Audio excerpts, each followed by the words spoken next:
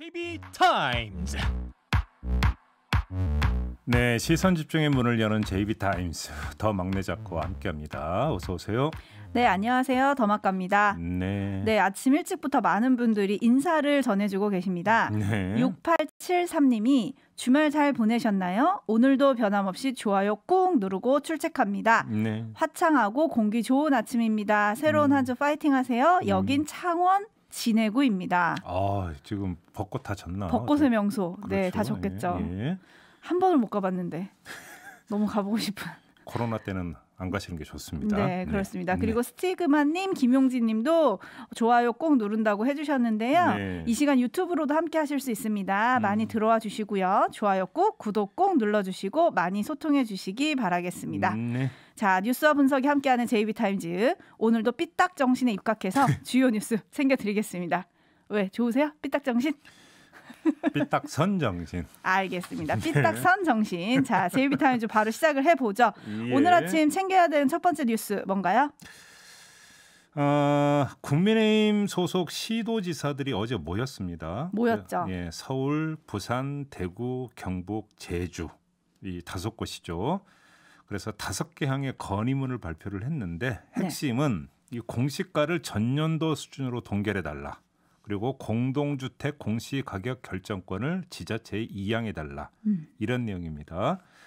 보궐선거 전에는 보기 참 힘들었던 장면 아니겠습니까? 네. 부각도 안 됐던 장면인데 근데 서울시장 보궐선거와 부산시장 보궐선거에서 국민의힘 소속 후보가 당선이 되면서 나타나는 새로운 현상인데 아무튼 일부 광역단체장들이 연합을 해서 중앙정부에 각을 세운다. 네. 이런 새로운 장면이 연출이 됐다. 일단 감상평은 이렇습니다. 그러니까 여기도 독수리 오형제인가? 여튼 이들이 왜 공시지가에 집중을 할까요? 공시가에 왜 집중을 할까요? 일단은 공시가는 부동산 정책과 세금 문제를 동시에 칠 수 있는 고리 아니겠습니까? 뭐 그렇죠. 예. 그리고 정치적 부담도 없죠.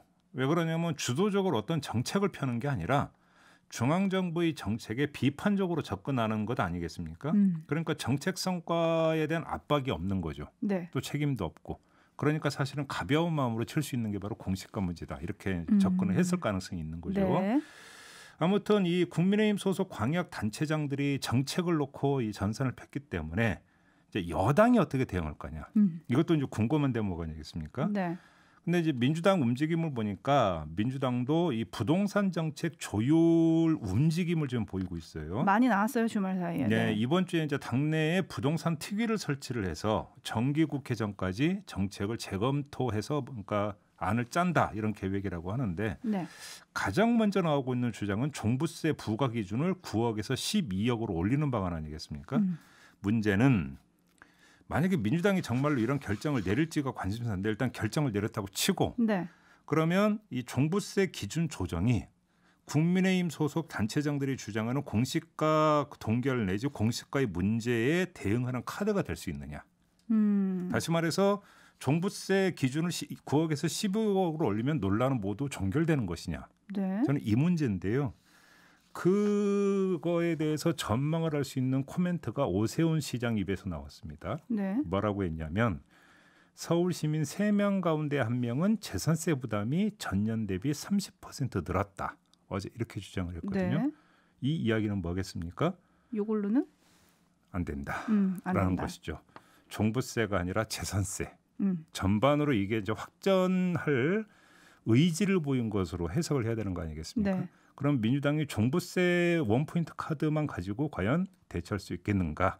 이런 문제를 좀 점검을 해야 될 것 같고요. 근데 원포인트가 아닐 수도 있어요. 네, 예를 들어서 이제 뭐 네. 저기 그 재산세로 가야 된다라는 주장도 당내 네, 일각에서 장래에 있는 좀 걸로 알고 들리기도 있고 하거든요. 네. 또 공시가 같은 경우도 일단 좀 선을 봐야 된다는 얘기도 있는 건데 속도 조절론도 등장을 했죠. 네. 바로 그런 점에서 이제 민주당의 대응 카드가 뭐가 되겠는가? 이걸 좀 관심을 두고 봐야 되는 문제고 네. 더 근본적이고 장기적인 문제가 있는 것 같은데 네.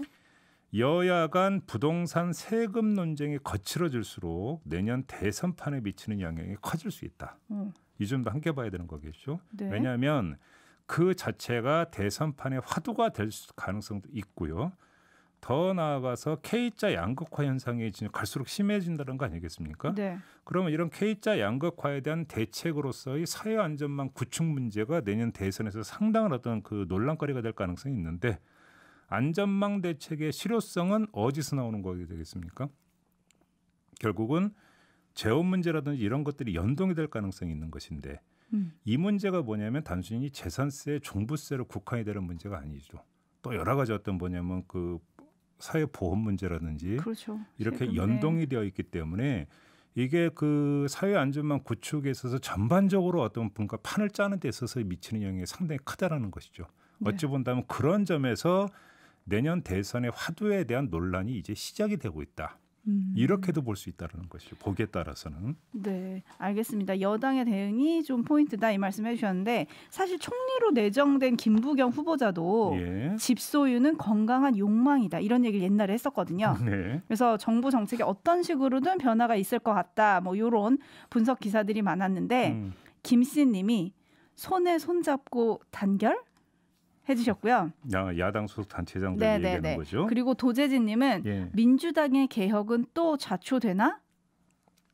해주셨어요. 이제 부동산 정책을 조정을 하면 그렇죠. 이제 예. 좌초로 해석을 하시는 거죠. 네, 그리고 예. 온집님은 예. 여야 손에 손잡고 화해 모드 신호탄입니다. 이진남님은 집값 올라서 좋아하면서 무슨 공시가를 동결합니까?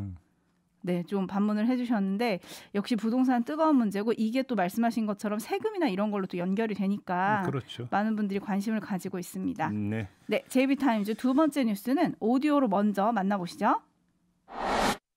외교부 장관 공관에서 열린 비공개 만찬 회동.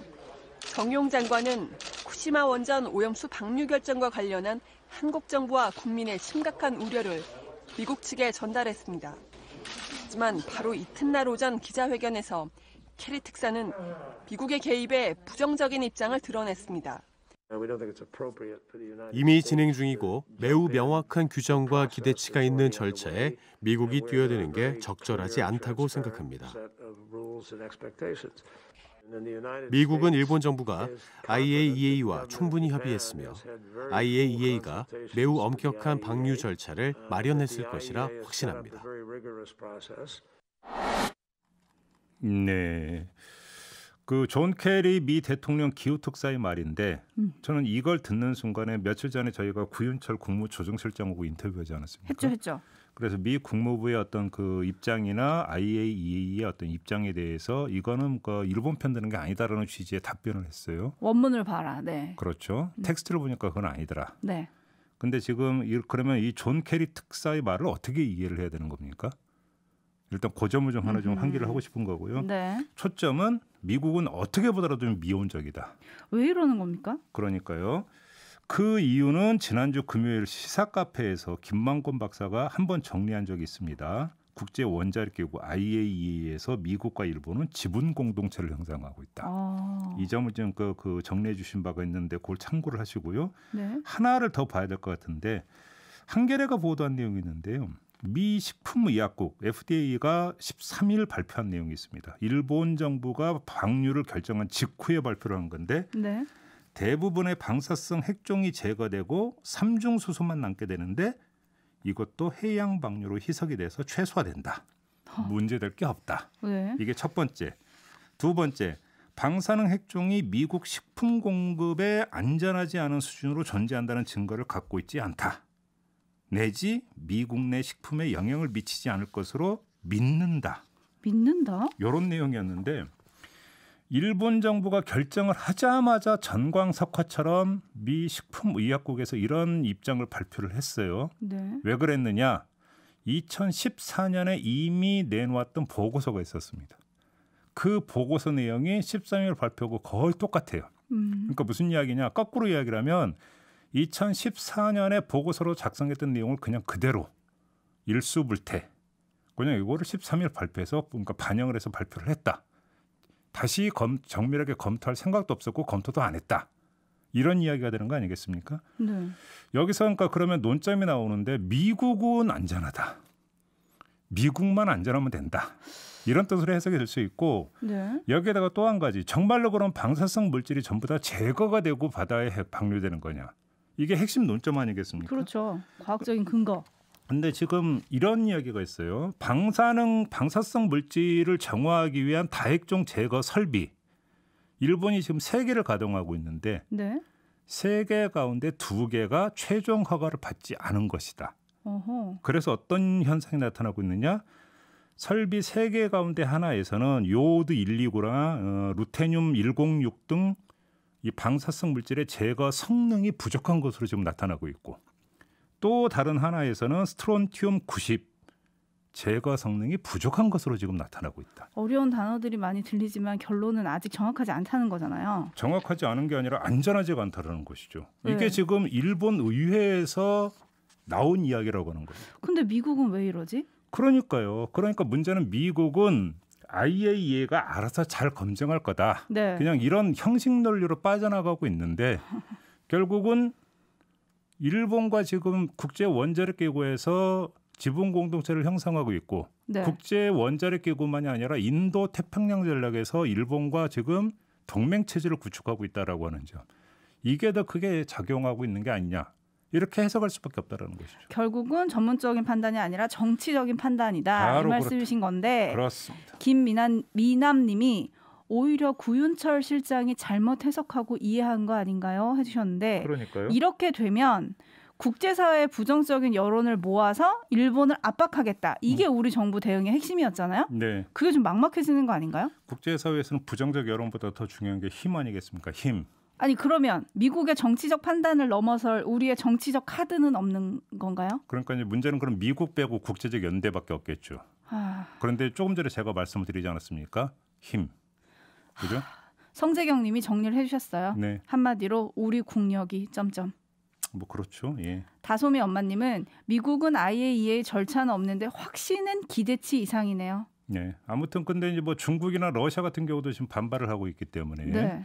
이들과의 어떤 연대를 통해서 국제 원자력 기구를 조금이라도 움직일 수 있느냐. 일단 초점은 여기에 맞춰져야 되겠죠. 미국 쪽이 아니라 중국과 러시아 쪽으로 우리가 좀 시선을 돌려야 된다. 이제 이렇게 되면 또 이제 국내에서 이거 중국이 경도되는 거 아니냐 이런 얘기가 또 나올지는 모르겠으나 우리 국민들의 건강과 안전과 관련된 문제 아니겠습니까? 네. 네. 알겠습니다. 뉴스와 분석이 함께하는 JB타임즈 다음 챙겨야 할 뉴스로 넘어가 볼까요? 어떤 겁니까?